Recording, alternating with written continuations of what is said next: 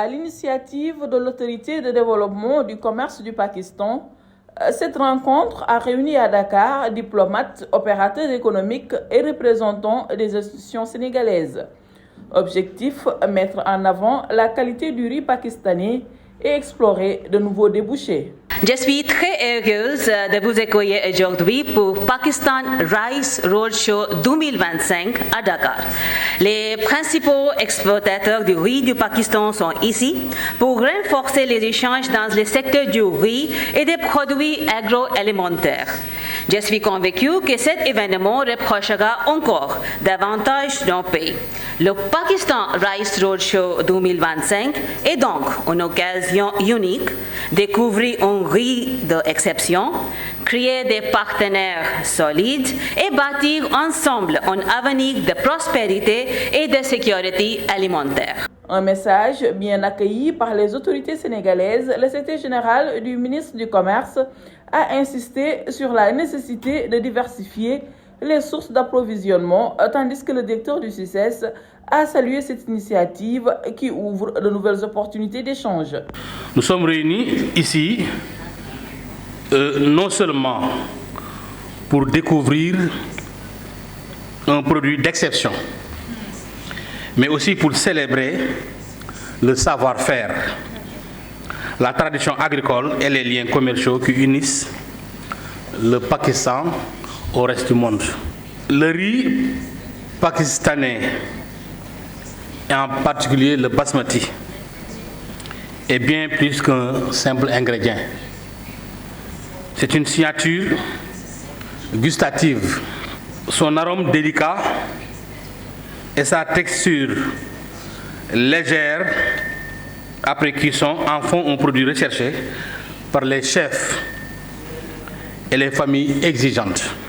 En signant le 18 janvier 2024 alors un protocole d'accord entre la Trade Authority of Pakistan, TIDAP, et le Centre international du commerce extérieur du Sénégal, le CICES, nous avons choisi de bâtir un cadre solide et durable de partenariat visant à rapprocher nos communautés d'affaires et à diversifier les opportunités offertes à nos opérateurs économiques.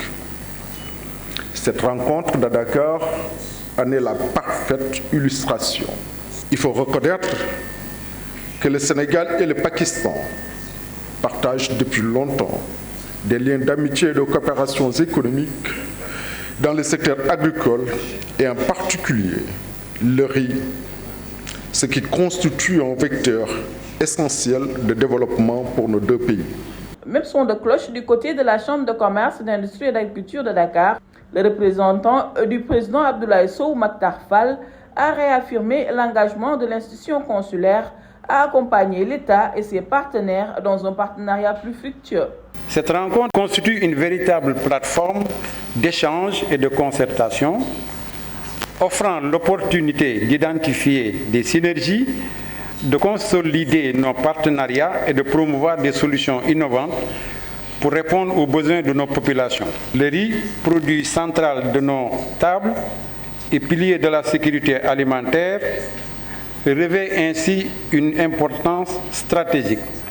Enfin, permettez-moi de réaffirmer l'engagement de la Chambre de commerce, d'industrie et d'agriculture de Dakar à œuvrer aux côtés du gouvernement sénégalais et de nos partenaires pakistanais pour que cette coopération porte des fruits durables.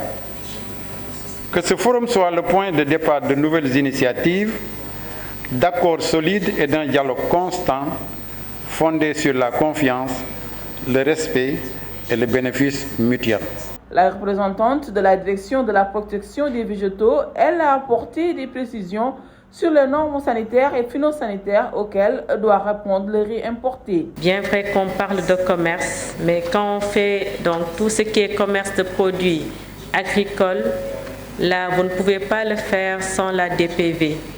Même si vous avez donc payé tout ce qui est taxes douanières, là aucun produit agricole ne pourra entrer dans notre territoire si vous n'avez pas donc l'aval de la DPV. Les exigences phytosanitaires d'importation du riz au Sénégal, il faut avoir un certificat d'origine dites-vous qu'il y aura donc un prélèvement d'échantillons pour faire le contrôle phytosanitaire, contrôle de pesticides au niveau des laboratoires de la DPV. Il ne faudrait pas que le riz ait donc des résidus de pesticides. Il y a aussi la présence d'aflatoxines que nous ne voulons pas dans nos produits, parce que nous tous nous savons quel est l'impact de l'aflatoxine dans la santé humaine plutôt. Et enfin, il ne faudrait pas aussi qu'il y ait des nuisibles. Et quand je parle de nuisibles, c'est au sens large. Le Pakistan, parmi les plus grands exportateurs mondiaux de riz, voit en Dakar une porte d'entrée stratégique vers l'Afrique de l'Ouest. Une offensive commerciale qui pourrait renforcer les liens entre les deux pays, même si le Sénégal poursuit en parallèle son ambition de valoriser la production locale de riz.